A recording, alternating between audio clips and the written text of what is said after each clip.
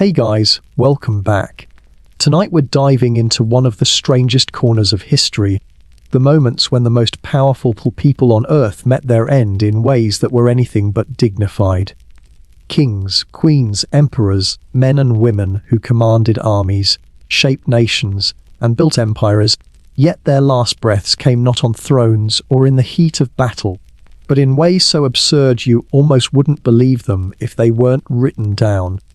Some of these deaths sound like the setup to bad jokes, others like the ending to tragic comedies, but they're all true, or at least as true as history, rumor, and gossip can preserve. So dim the lights, maybe grab a blanket, or turn on a fan for that soft background hum, and let's ease into this together. You know, when we think of royalty, we imagine gold-threaded robes, crowns heavy with jewels, and solemn ceremonies. Everything polished, rehearsed, majestic. Death in those pictures is always noble, a final breath whispered in Latin, a marble hall full of mourners, a heroic passing. But sometimes the truth is ridiculous, sometimes it's embarrassing, and sometimes it's just plain funny in the cruelest way possible. That's where we're going tonight, into the ridiculous final acts of history's most dignified players. Now, before we get too deep into it, take a moment to drop a comment. Where are you watching from? And what time is it right now for you? It's always fascinating to see people joining from all over the world, different time zones, different corners of the globe, yet all of us settling into the same story together. That's the fun of nights like this. We're sharing these strange tales side by side, like we're all huddled around a campfire, trading the kinds of stories that make you raise your eyebrows and shake your head. Let's start with a king who may have had the most infamous final meal in history. Imagine being remembered not for your reign, not for your reforms, not even for your family, but for the last plate of food you shoveled down. That's the story of King Adolf Fredrik of Sweden. His reign from 1751 to 1771 was calm, even peaceful. Sweden wasn't erupting in war. He wasn't toppling governments or carving out empires. He was, by most accounts, a weak monarch. He didn't make many decisions. Real power rested in Parliament, and his ambitious wife Louisa Ulrika had more fire in her than he did. He was, to put it simply, a figurehead. But when it came to food, Adolf Fredrik was no figurehead. He was a champion. It was a cold evening in February of 1771. The kind of night when the air bites a little sharper, when you want to stay close to a fire, maybe indulge in something warm and rich. For the king, that indulgence became his undoing. The feast started with lobster.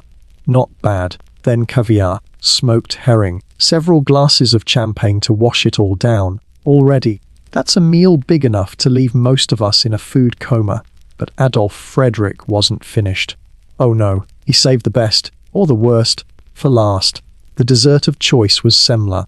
If you've never had it, semla is a Scandinavian pastry, a cardamom bun filled with almond paste and whipped cream, floating in warm milk. 1 is a treat. 2 might be overindulgence. But 14? Yes, 14. That's what the king put away. 14 rich, heavy, cream-filled buns. It was less a dessert course and more like a sugar-based suicide mission. His servants must have been horrified, watching him go back for another and another, maybe whispering to each other, "Is this really happening?" But he waved them off. He was determined to enjoy himself, spoon in hand, cream on his lips. Hours later, the stomach cramps started. What began as discomfort grew into sharp pain, then collapse. The official cause of death was a stroke, but everyone knew what had happened. He had eaten himself into the grave. And so, Adolf Fredrik, King of Sweden, a man whose reign is mostly forgotten, became immortalized as the king who ate himself to death. It's almost poetic, isn't it? A powerless king who couldn't control politics, but could certainly control his spoon, until it killed him. There's a kind of cosmic irony in that. He spent his life overshadowed by others, dismissed as weak, but in death he became unforgettable.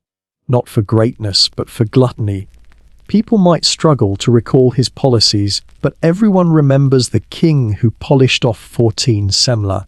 It's a cautionary tale written in frosting and cream, one that makes you think twice before reaching for that extra slice of cake. And yet, when you picture him there, surrounded by food, insisting on one more bite, it's almost humanizing.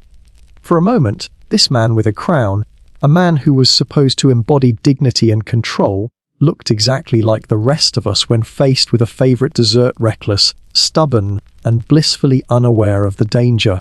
His end was tragic, yes, but also strangely relatable. This sets the tone for our journey tonight, because Adolf Frederick wasn't alone. History is full of royals who met their end not through swords or conspiracies, but through their own appetites, accidents, and absurd twists of fate. These stories remind us that behind all the jewels and titles, they were just people. People with cravings, weaknesses, and sometimes a very bad sense of timing. So, as we move forward, keep this in mind: power can build palaces, command armies, and shape nations. But it can't stop a body from collapsing after 14 cream-filled pastries. It can't stop a cannon from exploding at the wrong moment. It can't stop a monkey from biting your leg. In the end, the mighty fall in ways that make them just as fragile, and sometimes just as foolish, as the rest of us. And with that, we've set the stage. Adolf Frederick has had his last meal, his crown now overshadowed by whipped cream, and our journey into embarrassing royal exits has only just begun. Because next, we'll travel back to medieval England, where another king, every bit as stubborn, decided he'd rather die than give up his favourite food. And, well, he got his wish. If Adolf Frederick's downfall came from a mountain of cream buns, then the story of King Henry I of England shows us that sometimes it isn't sugar that gets you, it's slime. Henry wasn't remembered as a weak king, far from it. This was a man who ruled with strength, cleverness, and a healthy dose of ruthlessness when it suited him. He lived in a world where betrayal was common, rebellion could flare up at any moment, and power was always hanging by a thread. He survived wars, he crushed barons who rose against him, and he turned England into a far more organized kingdom than it had been before. And yet, for all his victories, for all his resilience, the one thing he could not conquer was dinner. Henry had a weakness, not for pastries or champagne, but for lampreys. If you've never seen one of these creatures, imagine an eel, but worse. They're jawless, slippery, and equipped with circular mouths lined with teeth that look like something pulled straight from a nightmare. A medieval nightmare noodle, if you will. They were a delicacy back then, a dish of prestige, reserved for the wealthy. Where some kings measured their greatness by the castles they built or the battles they won, Henry measured it by how many lampreys he could get away with eating in one sitting. The thing is, his physicians, yes, even medieval doctors who thought leeches could cure just about anything, warned him. They told him lampreys were heavy, difficult to digest, and dangerous in excess. But Henry, a king who had stared down armies, wasn't about to let a groove of worried men in robes tell him what he could or couldn't eat. Time and again, they begged him to stop, and time and again, he refused. After all, what was the point of being king if you couldn't indulge in your favourite meal? In the year 1135, while visiting Normandy, Henry sat down to a feast. He had already lived through battles, betrayals, and the countless struggles of holding a crown in an age where everyone seemed eager to take it from him. But this day wasn't about politics. It was about lampreys. His table was loaded with them. Slippery, slimy, boiled or roasted, it didn't matter. He devoured them, one after another, in what the chroniclers called a surfeit of lampreys. Surfeit is a polite word for way too many. Not long after, the king grew violently ill. The stomach pains hit. The fever came. His body, so used to standing firm on battlefields, could not withstand the punishment of his favourite fish. Within days, he was dead.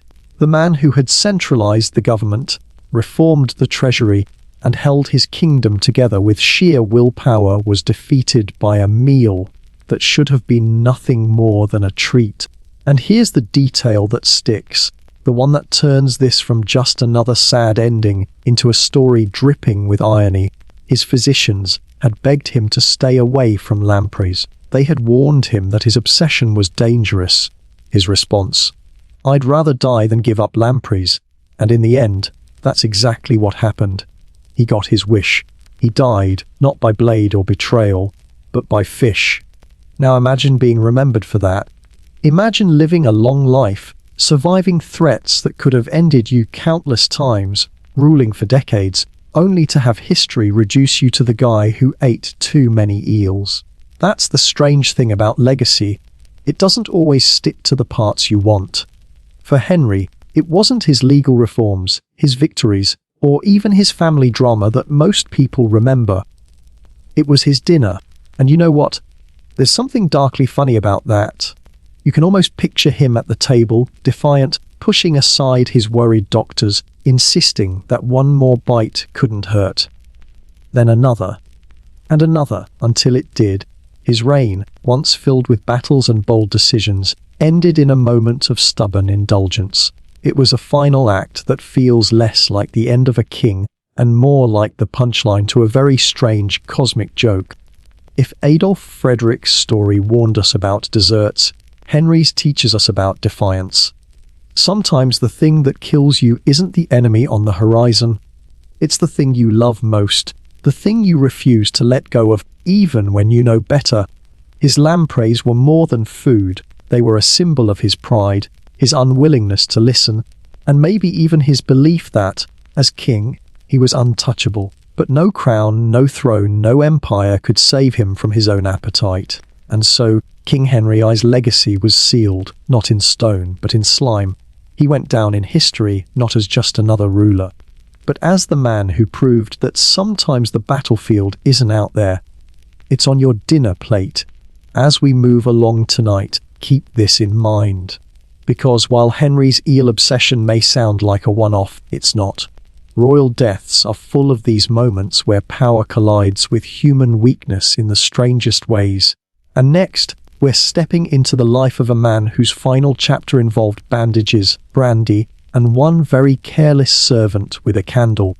If desserts and eels weren't strange enough ways to meet your end, let me introduce you to a king whose final moments could have been lifted straight out of a dark comedy sketch. His name was Charles Siku of Navarre, but history didn't remember him as Charles the Wise, or Charles the Great, or even Charles the OK. No, he got stuck with the nickname Charles the Bad.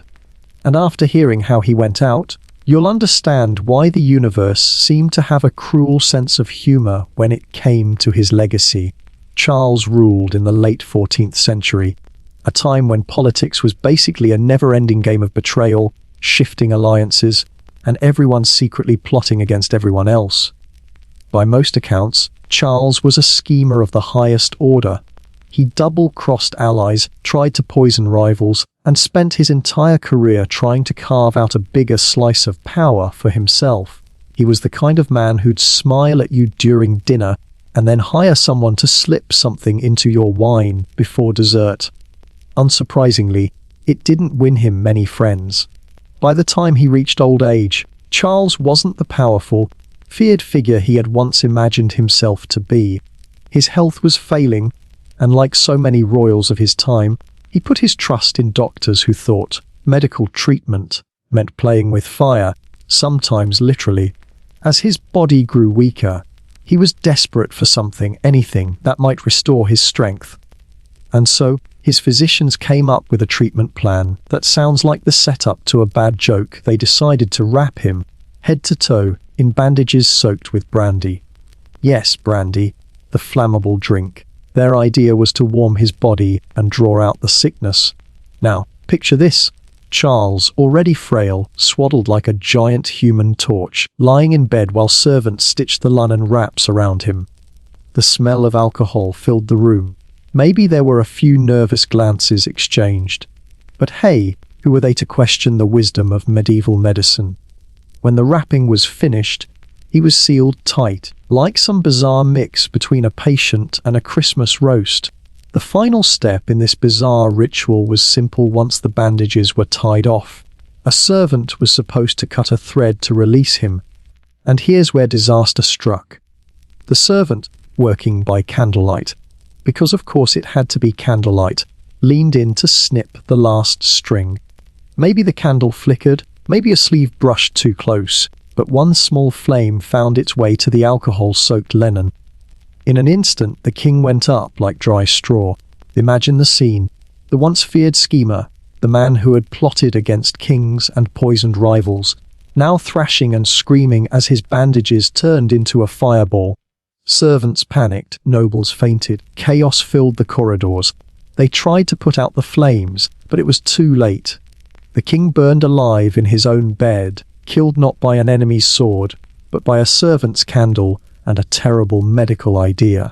It's brutal, it's horrifying, and yet, in a grim way, it's almost theatrical. Here was a man who had spent his entire life living up to his nickname, Charles the Bad, betraying, deceiving, and hurting others, and in the end, his punishment didn't come from an enemy or a rival. It came from his own doctors and his own bad luck. He was undone by the very people who were supposed to save him. And the irony runs even deeper. Charles had earned his reputation as a man who ruled with fire and fear.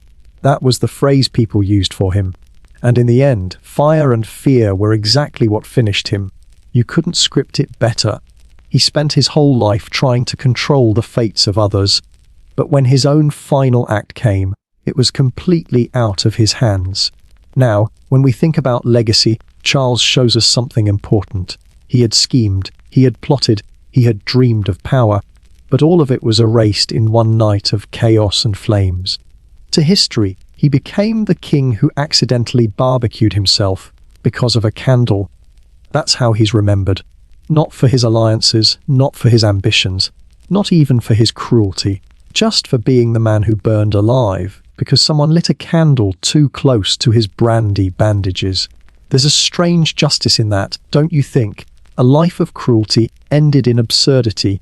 A man who caused so much fear, reduced to a cautionary tale about the dangers of mixing alcohol, linen, and fire. His end was undignified, ridiculous, and unforgettable, exactly the kind of death that fits our journey tonight. And so, Charles the Bad joins our growing list of royals whose last moments were anything but royal. But don't get too comfortable, because the next story is even louder, bloodier, and just as bizarre. It's about a king with a fiery temper and a deep love for shiny new cannons, who stood just a little too close when one of them decided to explode. When you hear about a medieval king dying in battle, you probably picture swords clashing, banners flying, and some dramatic final charge on horseback. But the death of James Ticker of Scotland wasn't quite so noble. It was loud, messy, and over in a split second. And the weapon that killed him wasn't wielded by an enemy. It was his own pride and a cannon that didn't play nice. James Saxico had a reputation. They called him Fiery Face, partly because of a birthmark on his cheek, but also because of his temper. He wasn't exactly known for calm negotiations or measured patience. He came to the throne as a child after his father was assassinated, and he grew into a king determined to strengthen Scotland and make his mark. And at the time, one of the ways to do that was through technology. Specifically, cannons. Now, cannons in the 15th century were not the sleek, reliable weapons you might imagine. They weren't finely tuned machines. They were enormous, clunky, unpredictable tubes of metal packed with powder and hope. Sometimes they worked, sometimes they didn't, and sometimes they blew up in your face, literally. But James loved them. He was fascinated by artillery, drawn to the fire, the noise, the sheer spectacle of it all. It was new, it was powerful, and it felt like the future. In 1460, James was laying siege to Roxburgh Castle, one of the last strongholds in Scotland still held by the English. The campaign was going well, his troops were eager, the end seemed in sight, and James, in his enthusiasm, wanted to show off the shiny new cannons he had brought along. Imagine him walking among his soldiers, puffing with pride, eager to demonstrate the weapon that symbolized progress and power. The cannon was rolled into place. Powder was loaded. The king himself took a front row seat to watch. Everyone must have been a little nervous. After all, standing close to a 15th century cannon was like standing next to a firework someone made in their backyard after a few drinks. But James wasn't concerned. This was his weapon, his show, his moment to bask in the glow of his military innovation. The cannon fired. For a second, it must have looked glorious: smoke, flame, the roar echoing across the battlefield. And then, in an instant, everything went wrong. The barrel exploded, bursting apart like shrapnel. A massive piece of iron tore through James's thigh, severing it. Some accounts say the blast took part of his torso as well. The king collapsed, blood everywhere, killed instantly by the very thing he loved most. Picture the silence that followed. One moment, the king was there, commanding, watching, proud. The next, he was gone, destroyed by his own cannon. His soldiers must have been stunned, staring at the mangled remains of their ruler, realizing that their leader's obsession with artillery had just blown him apart. For a few minutes, chaos reigned. An entire army without its king, unsure what to do next, reeling from the shock of watching him die in such a violent, absurd way. But here's the strange part. After the initial panic, the Scottish troops rallied. They carried on the fight, and they actually captured Roxburgh Castle. And then, in what might be the most darkly ironic tribute in history, they renamed it James's Castle. Think about that. They honoured the king who had just blown himself up by naming the very fortress he died trying to capture after him. It's tragic, but also deeply Scottish loud, dramatic and tinged with a kind of gallows humour. James sees death wasn't just a personal tragedy. It was a symbol. He was a man so enamoured with technology, so in love with the new, that he ignored the risks. He wanted to stand close, to see the cannon's power with his own eyes, to prove that he was ahead of his time. But the cannon didn't care about kings or progress. It cared about physics and powder, and when it failed, it took the king with it. There's something almost Shakespearean about it, isn't there? A fiery king undone by fire. A man whose passion for weapons ended up being the weapon that killed him. He wanted to modernize his country, and he did, but he also paid the price for pushing too close to danger. And in the end, history remembered James sicker not for his reforms, not for his campaigns, not even for the castle he captured. He's remembered as one of the only monarchs in history to be killed by his own cannon. His ambition literally blew up in his face. It's another reminder in this strange parade of royal deaths, no matter how powerful you are, no matter how many soldiers obey your orders, you can't bargain with chance. You can't command a cannon not to explode. You can't tell fate to wait. Sometimes, the thing you love most becomes the thing that destroys you. So far, we've seen kings undone by sugar, by eels, and now by their own cannons. Each story more absurd than the last. But the next tale on our journey is even stranger. Because while James was taken out by an explosion, another powerful warrior was defeated by something much smaller. Something so ridiculous you'll swear it was a joke. A Viking earl, fierce and brutal, killed not by a sword or an army, but by the tooth of a dead man. So far, we've seen kings undone by pastries, fish and exploding cannons. Each story has its own kind of tragic humour. But the next one is almost slapstick. It's the tale of Sigurd the Mighty, a Viking earl whose life was full of raids, battles and victories, until it ended with something so absurd it could have been written as a punchline. He died because of a tooth, not his own. Not from cavities or bad hygiene. No, this was a tooth belonging to a man who was already dead. Let's rewind to the late 9th century. Sigurd was the Earl of Orkney, ruling over the islands off the northern coast of Scotland. This was Viking territory, harsh seas, rugged landscapes, and warriors who lived and died by the sword. Sigurd was no exception. He built his reputation on conquest, raiding neighbouring lands and striking fear into those who crossed him. By all accounts, he was the kind of Viking you didn't want showing up at your doorstep. One of his rivals was a Scottish chieftain named Maelbricht, and here's the detail people always remembered about him. He had big, prominent teeth. So prominent, in fact, he was nicknamed Buck-Toothed. These two men were bound to clash, and eventually they did. The battle was fierce, but Sigurd came out on top. He defeated Briggt and, in a typical Viking show of dominance, decided to take a trophy. He had his enemy's head cut off and tied it to his saddle as he rode home in triumph. Brutal, absolutely, but not unusual for the time. Now, here's where fate stepped in with a sense of humour. As Sigurd rode along, the severed head bounced against his leg. Over and over, the jaw knocked against him. And remember those famous teeth? Well, one of them scraped his leg. Just a small cut. Nothing serious. Nothing that would stop a warrior who had survived countless battles. But in the 9th century, without antibiotics or proper medicine, even a scratch could be dangerous. The wound became infected.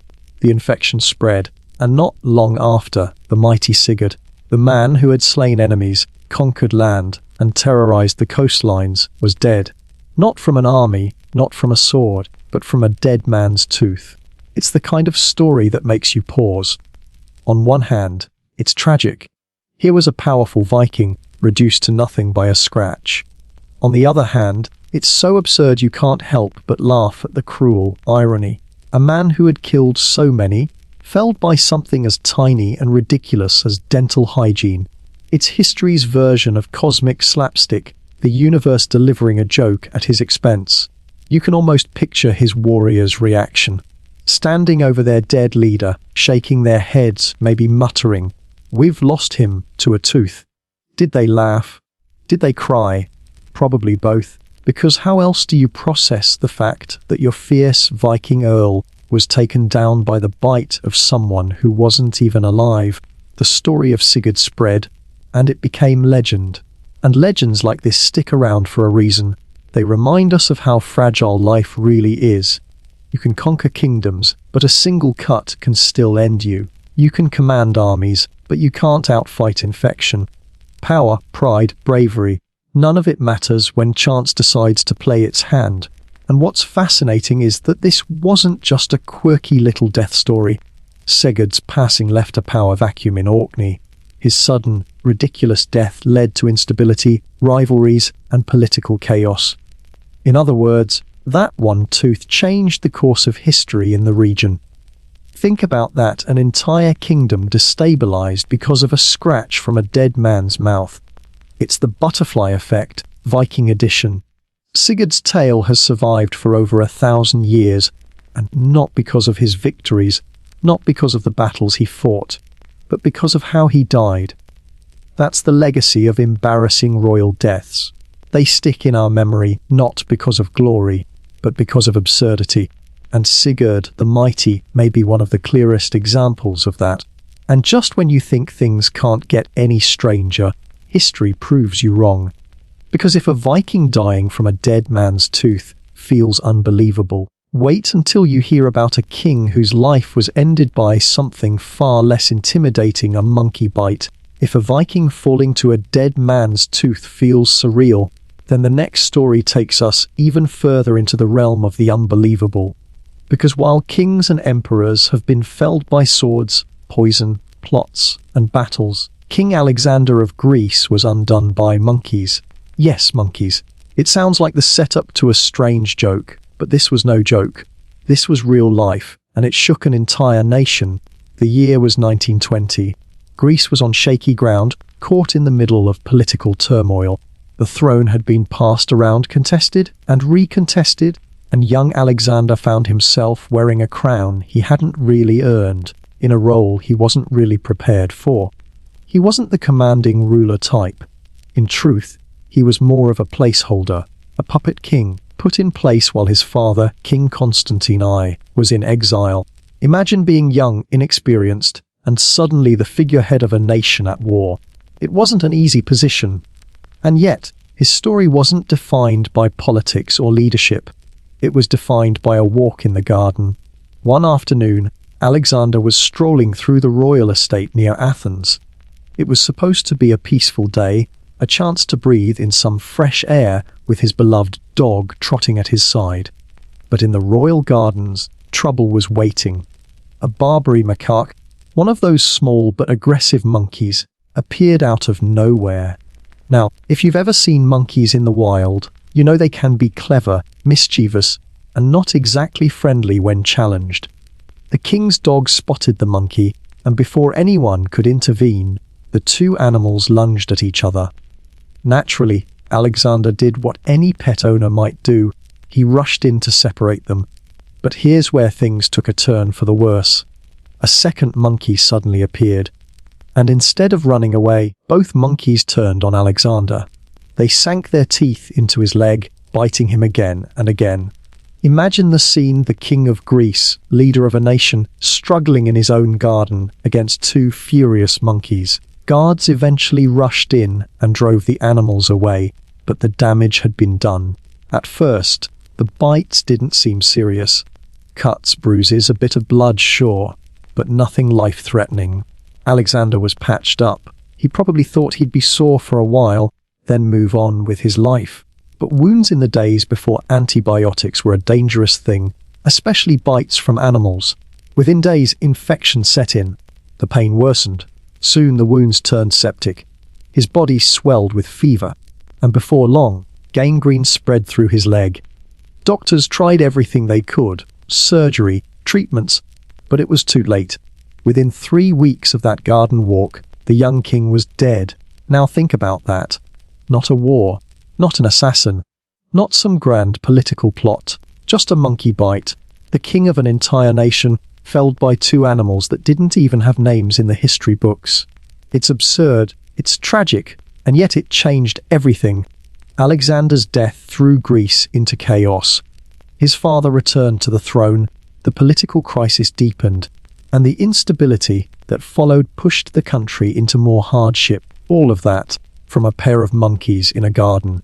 It's the perfect example of how history sometimes pivots on the strangest details. A monkey's teeth can change the fate of a kingdom. When the news broke, people didn't know how to react. Bitten by monkeys didn't sound like a proper royal obituary, so newspapers softened it. They called it an unfortunate accident or a sudden illness. But the truth couldn't be buried. Everyone eventually learned the story, and Alexander's reign, short, uneventful, and overshadowed by politics, became unforgettable not for what he did in life, but for how he died. There's something oddly humbling about it, isn't there? He was a king who wore a crown, lived in a palace, and was surrounded by wealth and ceremony. Yet in the end, his fate was sealed by the bite of two tiny creatures in his backyard. Power, status, glory, they couldn't protect him from infection. And that's the thread running through so many of these stories, the reminder that beneath the crowns and titles, these were just people vulnerable to the same accidents, mistakes, and humiliations as the rest of us. So, from pastries to eels, from cannons to dead men's teeth, and now to monkeys, the list of absurd royal deaths keeps growing. But our next story takes us somewhere even stranger, into the most private of royal moments. The one place kings surely hoped would be safe from humiliation: the toilet. If desserts, eels, cannons, teeth, and monkeys weren't humiliating enough, our next set of stories takes us to the most private place of all.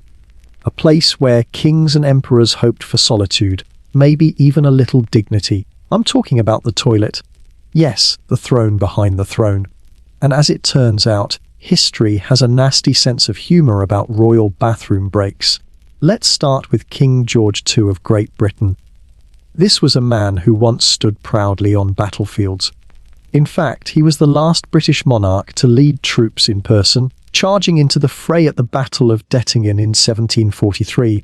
He was tough, military-minded, and carried himself with the pride of a ruler who believed in glory.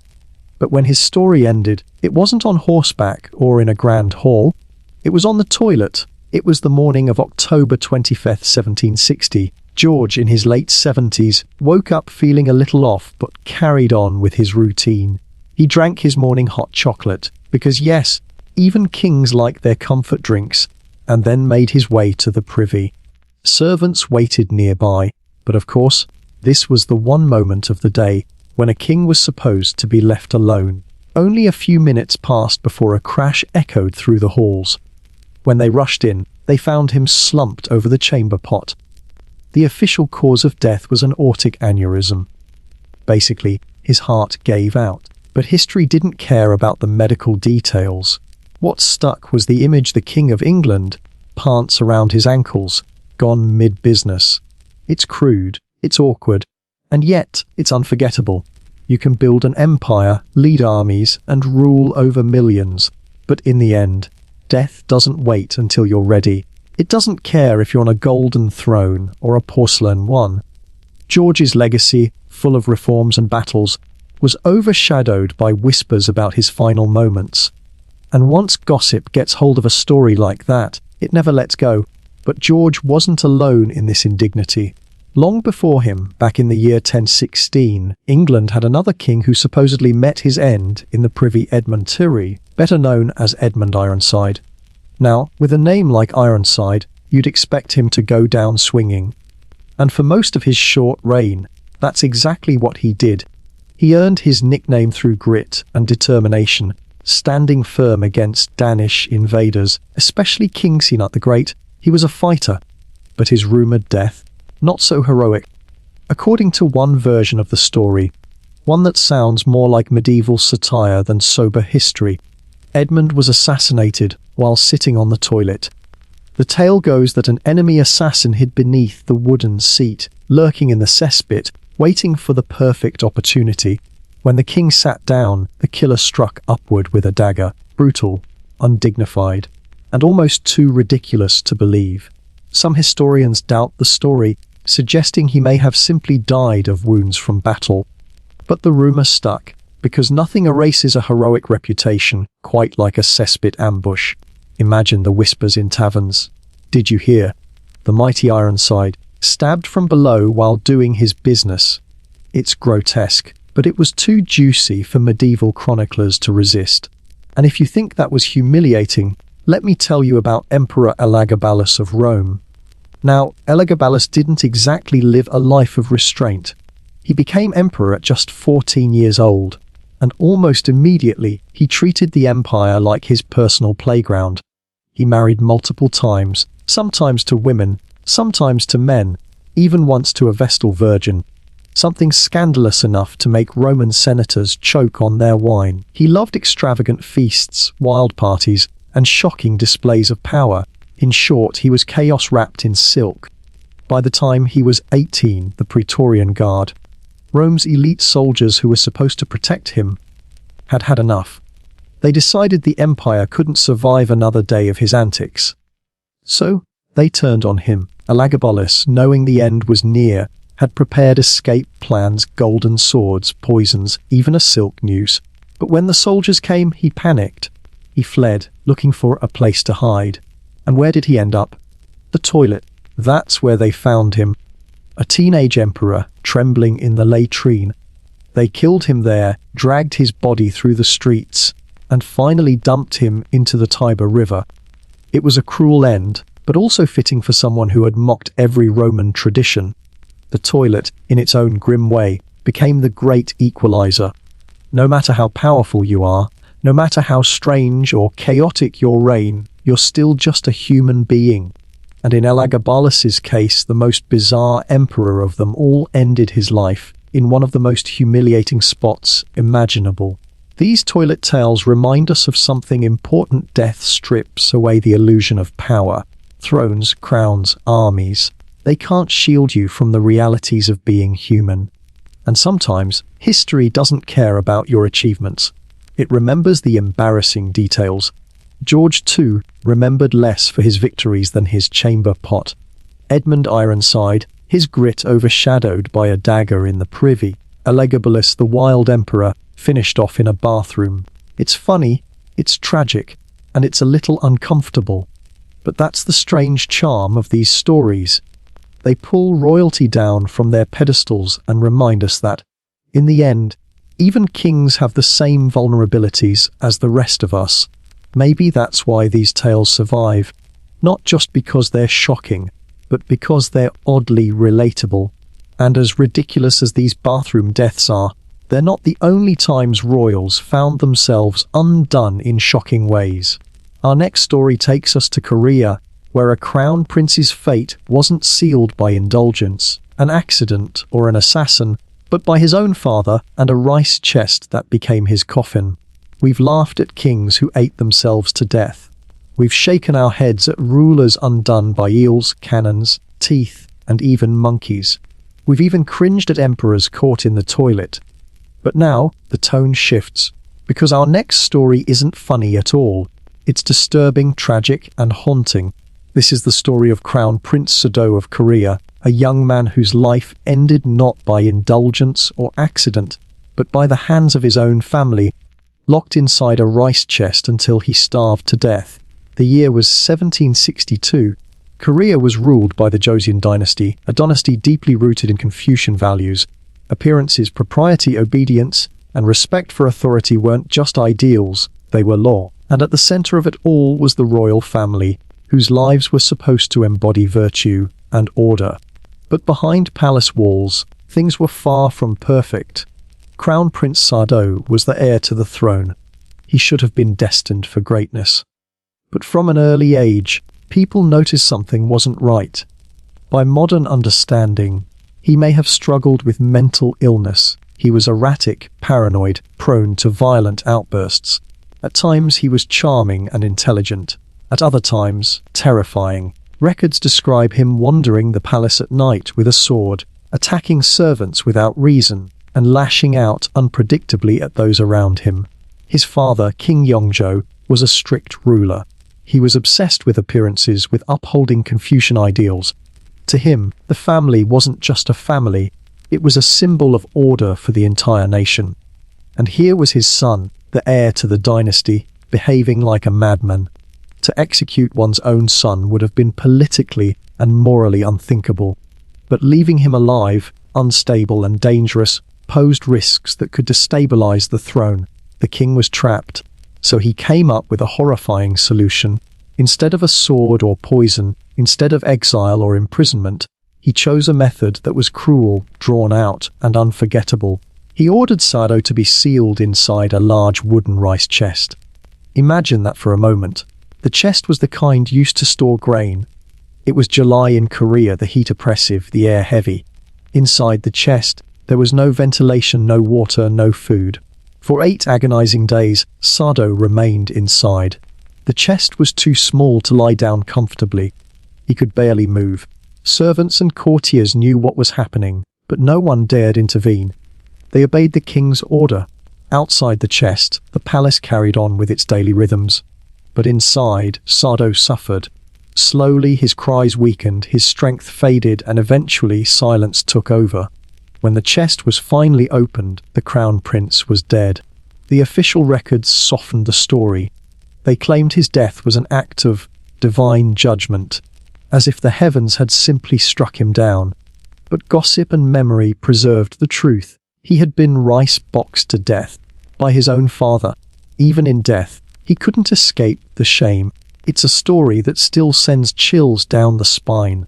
Unlike the humorous accidents of other rulers, this one is soaked in cruelty and tragedy.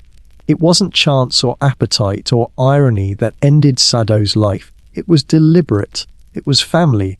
It was the crushing weight of duty and the impossible standards of a dynasty that valued appearances over compassion. And yet, there's another twist. Sado's son, Prince Jeongjo, eventually rose to the throne. He became one of Korea's most celebrated rulers, remembered for his wisdom and reforms. The child of the man locked in the rice chest went on to shine as a brilliant king.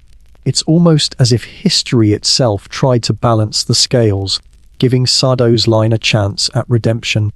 But Sado's own name, his legacy, forever marked by that chest, his story still echoes centuries later as one of the most gruesome royal deaths in history. It forces us to confront how far power and duty can push people, and how sometimes the cruelest ends aren't accidents of fate. They're choices made in cold blood. After stories like this, it's hard to imagine something stranger, but history has plenty more in store. Because from Korea, we turn now to China, where an emperor's obsession with immortality led him not to eternal life, but to a slow, poisonous death, caused by the very elixirs he thought would keep him alive forever. Some royal deaths are tragic because they came too soon. Some are absurd because of desserts, eels, or monkeys. And then there are the deaths that are drenched in irony, where a ruler spends his life chasing one thing, only to be destroyed by it. That's exactly what happened to Emperor Qin Shi Huang of China, the man who dreamed of living forever, but who ended up dying because of the very potion he thought would grant him immortality. To understand the depth of this story, you need to know who Qin Shi Huang was. He wasn't just another emperor. He was the first emperor of a unified China. Before him, the land had been fractured into warring states. Rival kingdoms clashed endlessly, each fighting for dominance. But Qin Shi Huang crushed them all. By the year 221 BCE, he had taken what was once chaos and stitched it into a single empire. He standardized currency, weights, measures, even the width of the roads. He built massive palaces, commissioned giant projects, and began construction on what would become the Great Wall. He didn't just rule. He reshaped an entire civilization. But for all his power, Qin Shi Huang feared one thing above all else: death. He couldn't stand the idea that his empire might live on without him. He wanted to outwit mortality itself, to stretch his reign across eternity, and so he turned to his court alchemists and physicians, demanding they find him an elixir of immortality, something that would keep him alive forever, something to make him a god among men. And what did they offer him? Mercury. That's right, the toxic metal. They disguised it as medicine, pressing it into pills, promising it was a magical potion that would prolong his life. To a desperate emperor, it must have seemed like a miracle. Day after day, he swallowed those glittering capsules, believing he was drinking the secret of the gods. But immortality wasn't what he got. Slowly, the mercury began to poison his body. His mind grew erratic. His paranoia deepened. He became suspicious of everyone around him, convinced that enemies lurked in every shadow. He began to act strangely, even for a ruler as feared as he was. His health declined, his strength faded, but he kept taking the pills, convinced they were saving him. In 210 BCE, while traveling on a secretive inspection tour far from the capital, Qin Shi Huang collapsed. His attendants panicked. The emperor, the man who had unified China and commanded it with absolute authority, was dying, not from a sword, not from a plot, but from his own obsession. The mercury that was supposed to keep him alive was tearing his body apart, and in the end, it killed him. Now imagine the scene. The emperor's court couldn't let word of his death spread too soon. If people found out, chaos could erupt. So they came up with a plan. They sealed his body in a wagon, and, to mask the smell of decay, they filled another cart with rotting fish and travelled with it alongside him. A wagon of fish to cover the odour of a dead emperor. It's an image that Lingus, the most powerful man in the world, dreaming of eternal life, carried home with the stench of spoiled seafood. And yet, even in death, his obsession left a mark.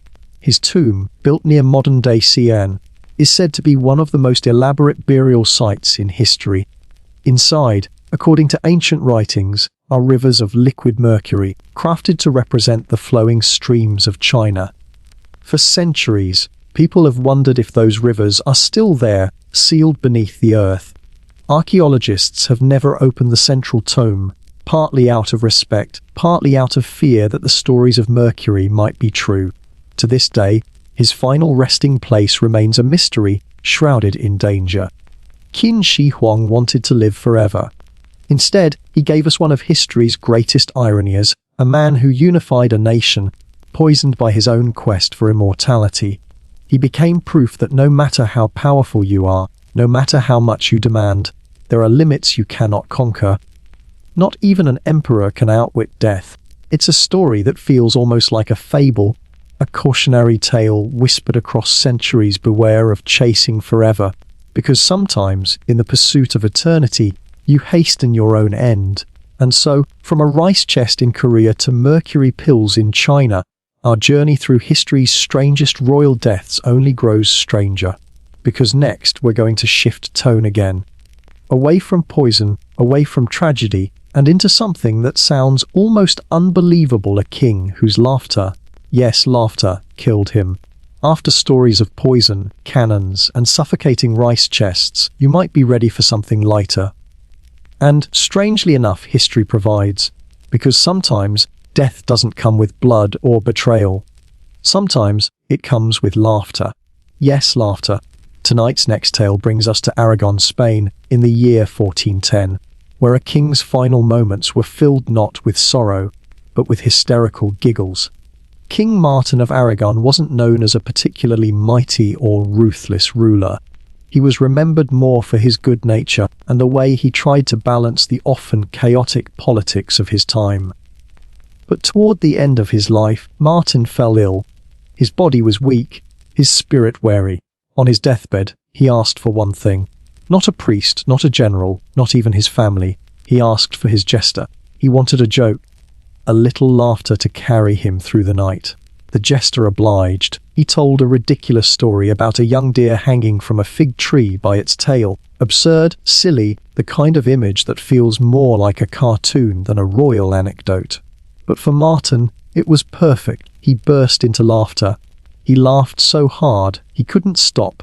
And then, in a cruel twist, his laughter mixed with the indigestion he was already suffering from. The laughter turned to gasps, the gasps to clutching pain, and within moments he was gone. King Martin of Aragon died from a combination of indigestion and uncontrollable laughter. Now, if you had to choose a way to go, you might argue that's not the worst. To slip away with a smile, laughter ringing in your ears, it's almost poetic. But to his subjects, it must have seemed surreal. Here was their king, gone not by battle or betrayal, but because of a joke about a deer. Even in death, Martin proved that life doesn't always stick to the script of seriousness. Sometimes the punchline is the finale, but not all bizarre royal deaths are so light-hearted. Some are scandalous, shocking, the stuff of whispered gossip that refuses to die. Take Pope John XI. He wasn't exactly the most pious pope in history. In fact, he turned the papal palace into what chroniclers described as a Roman frat house. He gambled, drank, and hosted lovers within the very walls of the church. He was young, wild, and reckless, and, according to rumor, his death matched his lifestyle. The story goes that he suffered a stroke while in bed with a married woman. It's a tale dripping with scandal, tailor-made for his enemies to spread, and while the truth of it may never be certain, the rumor was far too juicy for history to forget. And then there's Catherine the Great of Russia, a woman of immense power, brilliance, and political savvy. She modernized her empire, championed the arts, and proved herself one of the strongest rulers in Russian history. Yet her actual achievements are often overshadowed by one of the most vulgar and baseless rumors in history, that she died in the middle of an intimate encounter with a horse. Of course, it isn't true. Catherine died of a stroke, most likely in her bathroom, just like George Sue centuries earlier. But her enemies, eager to smear a powerful woman, spread the obscene tale, and it stuck in the cultural imagination. It says less about Catherine herself and more about the cruelty of gossip, especially when aimed at women who dared to hold power. These stories remind us that sometimes the strangest legacies aren't created by truth, but by the stories people tell after you're gone. For Martin of Aragon, it was laughter that became his eternal footnote. For Pope John XI, it was scandal. For Catherine the Great, it was slander. And whether funny, shocking or false, those stories continue to live on, shaping the way history remembers them. And if laughter and scandal weren't strange enough, our next royal death takes us back to the Roman Empire, this time to a young ruler whose mysterious end left behind more questions than answers. A boy emperor, barely 21 years old, found dead in his bath. No wounds, no explanation, just silence, suspicion, and a mystery that plunged his empire into chaos. By now, we've seen kings taken down by sugar, eels, cannon keys, and even their own toilets. We've heard about laughter, scandal, and cruel rumors that cling tighter than truth. But sometimes the strangest royal deaths are the ones that leave us with more questions than answers. Deaths that slide into mystery, wrapped in silence, with the truth forever just out of reach. One of the clearest examples of this is the death of Valentinian II, a Roman emperor who never got the chance to grow into his crown. Valentinian Sicker was only 21 years old when his story ended. Just imagine that, barely more than a teenager, suddenly burdened with ruling part of the greatest empire on earth. Except in reality, he wasn't truly in control. He was more of a puppet. The real power sat with his general, a man named Arbogast. Arbogast was the muscle, the authority, the one pulling the strings behind the curtain. And the young emperor, he was a figurehead, caught in a role too large for him, trapped between the demands of the throne and the ambitions of the men around him. In the year 392, Valentinian was found dead. The location? His bath. No wounds, no sign of struggle, just a lifeless young emperor floating in the water. Arbogast quickly announced that it was suicide, an explanation that might have seemed convenient. But the whispers began almost immediately. Suicide didn't quite fit. There were no notes, no preparations, nothing that made sense for a ruler who had still been planning and speaking about the future. The suspicion was obvious. Had Arbogast orchestrated it? Had the boy emperor been quietly murdered, smothered in his bath so that no marks would remain? The truth was never proven. Some chroniclers swore it was foul play, others insisted it was despair. But either way, his death left a hole, and that hole pulled the empire into chaos. Without Valentinian, without even the illusion of unity, Rome spiraled into yet another civil war. Armies clashed, generals vied for power, and the empire fractured again. All because a 21-year-old emperor slipped away in a silent bath, leaving behind only questions. And maybe that's the strangest legacy of all. When a king eats too many pastries or dies on the toilet, the story sticks because it's absurd, memorable, even funny in a grim way. But with Valentinian, what endures is the uncertainty. The mystery becomes the story. Did he choose his end, wary of being a pawn? Or was it chosen for him by men who wanted his crown without the boy who wore it? We'll never know. And sometimes, the not knowing is the most haunting detail of all. So as we close this long journey through the embarrassing, absurd, and tragic deaths of history's most powerful figures, what can we take away? Maybe it's this: no crown, no army, no palace. No treasure can shield a human being from the simple, messy truth of mortality. Kings and queens may live wrapped in ceremony, surrounded by golden guards, but when their time comes, it often comes in the most ordinary or humiliating ways. A laugh, a slip, a bad meal, or simply bad luck. And maybe that's why these stories endure. Because they remind us that behind the crowns and titles, these rulers were just people. People with appetites, fears, weaknesses, and the same fragile bodies as the rest of us. They wanted to live forever, to control their fates, to be remembered as gods or heroes. And yet history, with its cruel sense of humor, often remembers them for their most human, most ridiculous final moments. So the next time you hear about kings and queens, about emperors and popes, remember not just their grand deeds, but their absurd endings. Remember Adolf Frederick and his 14 cream buns, Henry I and his beloved lampreys, Charles the Bad wrapped in brandy-soaked bandages, James sick and blown apart by his cannon, Sigurd scratched by a dead man's tooth, Alexander of Greece felled by monkeys, George Sickeye slumped on his chamber pot, Edmund Ironside and the privy dagger, Elagabalus hiding in the latrine, Crown Prince Sado sealed in his rice chest, Qin Shi Huang poisoned by his mortality, pills, Martin of Aragon laughing himself to death, John Sye's scandalous bed, Catherine's cruel rumour, and Valentinian's unanswered mystery. Together they form a strange parade of stories, funny, tragic, and unforgettable. A reminder that history is as much about human weakness as it is about human greatness. And that sometimes, what outlives us all isn't our triumphs, but our most embarrassing mistakes. So dim the lights a little more, let the stories settle, and let yourself drift. Because if history teaches us anything tonight, it's that even kings and queens weren't spared from endings that were ridiculous, humiliating, or strange. And if the mighty can fall that way, maybe it's okay for the rest of us to stumble too. Good night, and thank you for staying with me through this strange, winding journey. And that, my friends, brings us to the end of tonight's journey. We've wandered through banquet halls piled high with desserts, sat at tables loaded with eels, stood on battlefields beside exploding cannons, and even tiptoed into royal privies we probably never wanted to see. We've watched kings fall to monkeys, to dead men's teeth, and to their own stubborn appetites. Strange as it all sounds, these stories remind us that history isn't just dates and battles, it's people. And people are messy, fragile, and sometimes hilariously unlucky. If you made it all the way here, thank you. Really. I know this was a long, winding path through some of the most embarrassing royal exits, and it means a lot that you stayed with me. I hope it gave you a few laughs, maybe a few shivers, and at least one moment where you thought, wow, I never knew that. That's the magic of history. It keeps surprising us, even centuries later. If you enjoyed tonight's video, don't forget to give it a like. It helps the channel more than you know.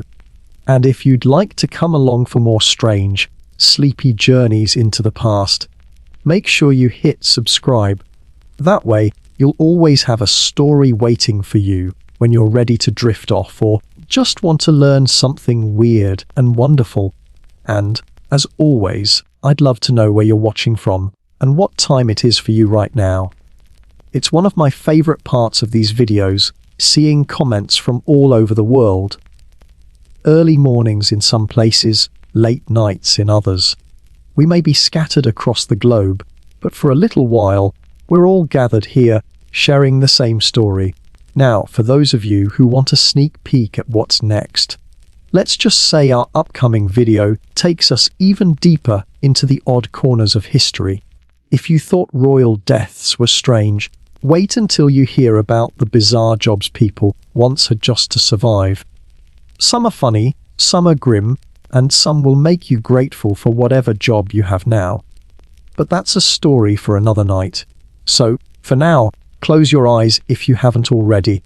Let the weight of the day slide off your shoulders. And remember, even the mightiest kings and queens couldn't escape their own humanity. And that, oddly enough, might be the most comforting history lesson of all. Good night, and I'll see you in the next one.